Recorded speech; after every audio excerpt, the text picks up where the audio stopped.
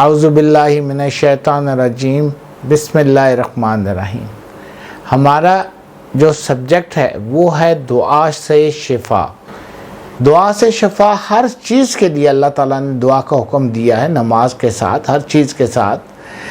لیکن اللہ نے ایک سلسلہ بنایا کہ آپ دعا مانگیں تاکہ میں آپ کو عطا کروں۔ جو اللہ کا سلسلہ ہے میں اس کے مطابق ہی چلنا پڑتا ہے۔ قرآن میں اللہ تعالیٰ نے حکمت اور شفا عطا کی ہے۔ جب بھی کوئی شخص اللہ کے کلام کی کچھ شروط و شرائط کے ساتھ چلا کرتا ہے تو اس کو ایک قوت حاصل ہو جاتی ہے، چاہے وہ منفی قوت ہو چاہے وہ مثبت قوت ہو۔ جو اصلاح کرنے والے لوگ ہیں وہ اللہ کی راہ میں لوگوں کو کوئی ایک سبجیکٹ لے کے شروع کر لیتا ہے کام کو کہ شفا کر رہا ہے یا کوئی برا کام کر رہا ہے۔ اب اس میں دو چیزیں آ جاتی ہیں۔ اچھا کام کرنے والوں کو اللہ تعالیٰ اچھا جزا دیتا ہے، برا کام کرنے والوں کو اللہ دنیا اور آخرت میں برا رکھتا ہے، تباہ و برباد رکھتا ہے اس کی نسلوں کو۔ لہٰذا ہم لوگوں کا جو ٹاپک ہے وہ دعا سے شفا ہے۔ ایک وقت ہوتا ہے جب آپ ڈاکٹر کے پاس جاتے ہیں اور اپنا علاج کراتے ہیں، ڈاکٹر آپ کو میڈیسن پرسکرائب کرتا ہے، کوئی سرجری کرتا ہے، کوئی ایسا کام کرتا ہے، اور اس کے بعد پھر ایک سٹیج آتی ہے کہ جب وہ چیز ہاتھ سے نکل جاتی ہے، ایک امر ہو چکا ہوتا ہے، ایک چیز فیل ہو چکی ہوتی ہے، جسم کا وہ عضو ختم ہو چکا ہوتا ہے، اس کی لائف ختم ہو چکی ہوتی ہے، یا بیماری سے اس کو نکالنا پڑ رہا ہوتا ہے، تو اس وقت پھر دعا کے ساتھ، دوائی کے ساتھ دعا بھی چل رہی ہوتی ہے، اور کئی ایک سٹیج پہ جا کے صرف دعا ہی رہ جاتی ہے۔ کئی بڑے بڑے سعودی عرب میں ہاسپٹل ہیں جہاں پہ صرف جو وہ مریض ایڈمٹ ہوتے ہیں جن کو ڈاکٹر نے لا علاج قرار دیا ہوتا ہے، وہ لا علاج ہوتے ہیں، اور پھر ان کے لیے سارا دن قرآن کی آیتیں چل رہی ہوتی ہیں، وہ سن رہے ہوتے ہیں۔ ان میں سے کئی لوگ شفا پا جاتے ہیں، کئی لوگ اس دنیا سے چلے جاتے ہیں۔ یہ اس طرح کا یہ سلسلہ ہے۔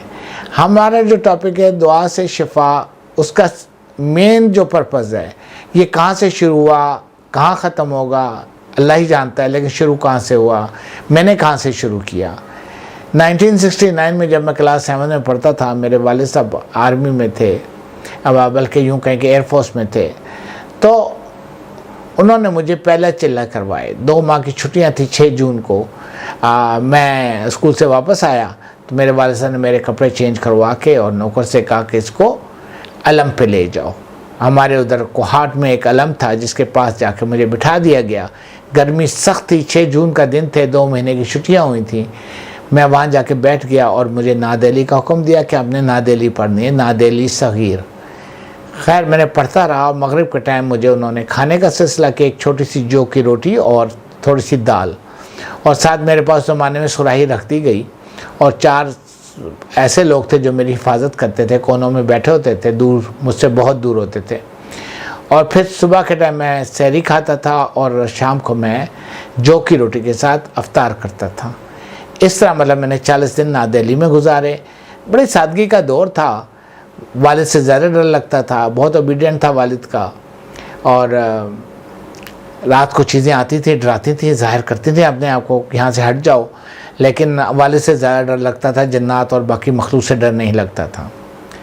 وقت گزرتا رہا، 40 دن پورے کیے میں نے۔ وہاں سے واپس آیا، کالا ہو چکا تھا دھوپ میں رہ کے، اور جب سورج نکلتا تھا تو اسے اچھا لگ رہا ہوتا تھا۔ اس کے بعد جب علم کا جو پلڑا تھا، جو اس کا سایہ پڑتا تھا، میں اس کے نیچے بیٹھ جاتا، پھر گھسٹتا جیسے پلڑا سایہ آگے بڑھتا جاتا تھا، میں ایک سائڈ سے دوسری سائڈ پہ جاتا رہتا تھا، اس طرح میں سائے میں رہتا تھا۔ بہرحال 40 دن میں کالا ہو چکا تھا، اور گھر واپس آیا تو والد صاحب نے کہا کہ اس کو باہر ہی کھڑے رہو اور یہاں سے سیدھے آپ قبرستان کی طرف چلے جاؤ، مسلمانوں کے قبرستان میں۔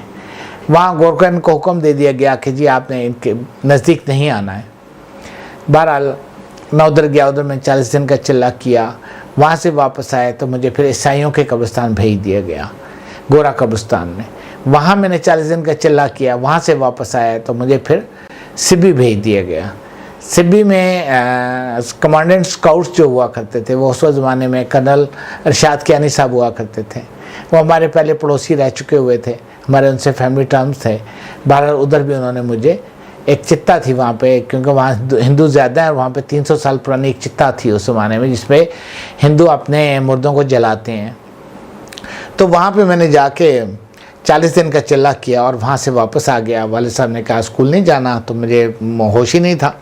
بہرحال اچھا وقت گزرا اور پھر میں اپنی پڑھائی کی طرف واپس لوٹ آیا۔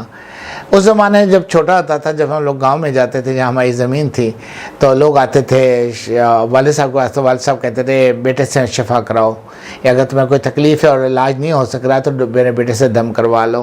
تو لوگ آتے تھے، والد صاحب کو یہ سب جانتا ہے، جدی پوچھتے ہمارا خاندان عالم دین اور عالم روحانیت کا ماہر تھا، کیونکہ ہم لوگ کا تعلق مشہد سے ہے، ہم لوگ رضوی سید ہیں، ہمارا شجر نسب تصدیق شدہ ہے امام رضا کے روزے سے، اور ہمیں ہر ماہ $100 ملتے ہیں امام رضا کے ذریعے میں جو پیسے ڈلتے ہیں اس میں سے ہمیں خمس دیا جاتا ہے، یا امام کے رضا سے ہمیں وظیفہ ملتا ہے ہر مہینے کا $100 کا۔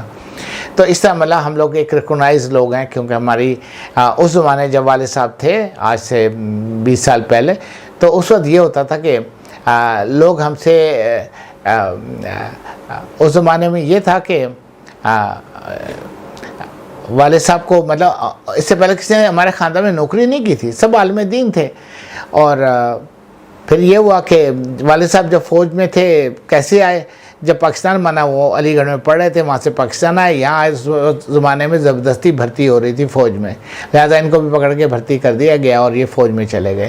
یہ پہلے آدمی تھے اپنے خاندان کے جو انہوں نے کہ نوکری کی تھی، اس سے پہلے سب عالم دین اور اولیاء اللہ میں شمار ہوتے تھے۔ بہرحال اس طرح ہمارا ایک سلسلہ حسب نسب ہمارا یہ چل رہا تھا اور چلتا رہا، یہاں تک کہ میرا یہ سلسلہ شروع ہوا 1969 میں اور پھر چلتا ہی چلا گیا۔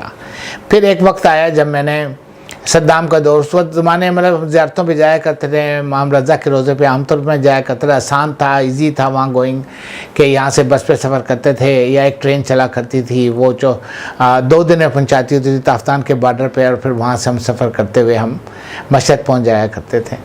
ایسا ایسا سلسلہ بڑھا، اور جب صدام کا دور ختم ہوا، میں نے بھی نوکری وغیرہ سے فارغ ہو گیا اور میں ٹوٹل اس سبجیکٹ پہ بیٹھ گیا، تو مجھے موقع مل گیا اور پھر میں نے مولا عراق میں چلا گیا، کہ اس زمانے میں $10 میں ویزا لگ جاتا تھا، جس کا واپسی کا کوئی ٹائم نہیں ہوتا تھا، قانون تھا نہیں، آرمی چڑھی ہوئی تھی، امریکن آرمی نے ادھر حملہ کیا ہوا تھا۔